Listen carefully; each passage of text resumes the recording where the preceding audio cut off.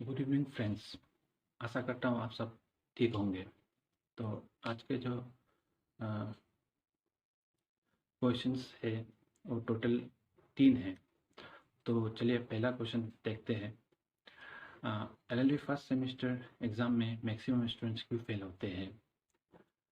तो इसका जो जवाब है, इसका जवाब ये है कि वो जो है वो इजी सब्जेक्ट नहीं है, इजी कोर्स नहीं है आपका। ये बिल्कुल अलग है। तो आपके ग्रेजुएशन व क्लास 12 में जो पढ़ते हैं उससे बिल्कुल अलग है। में नया आपका जो इंग्लिश होता है वो भी लीगल इंग्लिश होता है। तो इसलिए मैक्सिमम स्टूडेंट फर्स्ट सेमेस्टर में फेल करते हैं। और दूसरा कारण है इसमें प्रैक्टिकल जो होता है या असाइनमेंट जो होता है वो बहुत ज़्यादा होता है। तो असाइनमेंट ये सब कंप्लीट करते करते ही आपका एग्ज़ाम आ जाता है। और इसमें आपका जो लो कोर्स है इसमें आपका मतलब वाइवा ओरल और रिटन जो बराबर का होता है उसमें आपका सब में आपको पास करना कंपलसरी है। इसलिए आपका ज़्यादातर स्टूडेंट को समझ में नहीं आता है।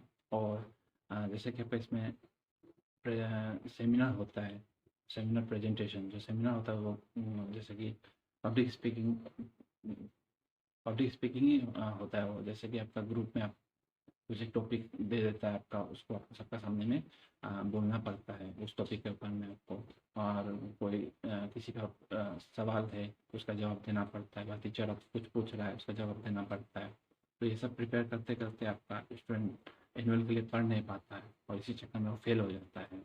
तो इसलिए पहले से आपको थोड़ा नॉलेज होना चाहिए। नॉलेज है तो आप थोड़ा उसको आगे से किसी जो सीनियर उनियर है उनसे आप पूछताछ करके क्या होता है नहीं होता है वो सब आपको जानना है। नोट्स ये सब आप कलेक्ट करना चाहिए।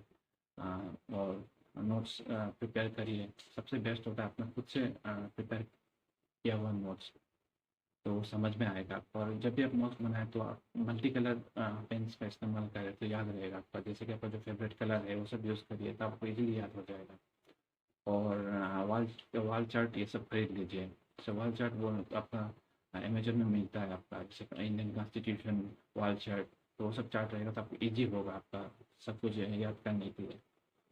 अ, उसका बाद आपका सेकंड जो क्वेश्चन है वो हो गया आपका, is in LLB course 75% attendance is compulsory to get advocates licence?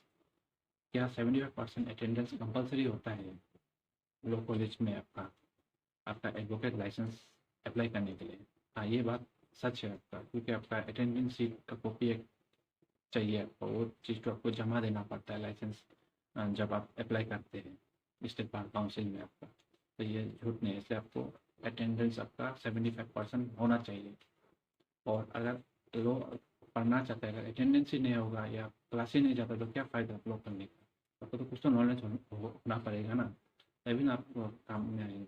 Knowledge ही नहीं है तो किस तो लोग करके तो कुछ फ़ायदा नहीं ना आपका। तो आपका क्या होगा, जब कोर्ट जाएंगे तो कुछ समझ में नहीं आएगा आपका। इसी तरह आपका 5-6 साल बीत जाएगा और आप बोलेगा सीनियर कुछ सिखाता नहीं है। तो आप खुद के बेसिक अगर क्लियर नहीं तो आपसे सीनियर जितना भी आपको बता आपको समझ में नहीं आएगा। इसलिए रेगुलर क्लास चाहिए और अच्छा से स्टार्टिंग से पढ़ना शुरू करिए, तभी आप पास होगा। और इसका लास्ट जो सवाल है वो हो गया आपका, अगर एलएलबी 3 इयर्स में पास नहीं कर पाया तो क्या करना चाहिए? तो एलएलबी अगर आप 3 इयर्स में पास नहीं कर पाया तो इसका मतलब है आप पढ़ाई में इंटरेस्ट नहीं दिया, इसलिए फेल कर रहा है, इसलिए आप पास नहीं हो पाया। तो कोई चिंता का कोई बात नहीं, आपका और 2 साल मिल जाएगा आपको। टोटल 5 इयर्स में आपका टोटल 5 इयर्स आपका रजिस्ट्रेशन होता है। ये 5 इयर्स में आपको कंप्लीट करना पड़ेगा। अगर 5 इयर्स में भी आप कंप्लीट नहीं कर पाया तो आपको फिर फर्स्ट सेमेस्टर में एडमिशन लेना पड़ेगा।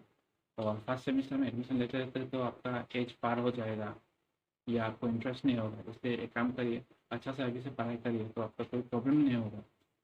और अभी से नोट्स अगर आप फर्स्ट सेमेस्टर में एडमिशन लेगा सोच रहे तो आपका अभी से नोट्स वो करिए, आपका सर्च करिए नेट में और किसी से मांग लीजिए। अगर आगे से देखते रहिए तब आपको कोई प्रॉब्लम नहीं होगा। आशा करता हूँ ये वीडियो आपको पसंद आया होगा। आज के लिए इतना ही, थैंक यू।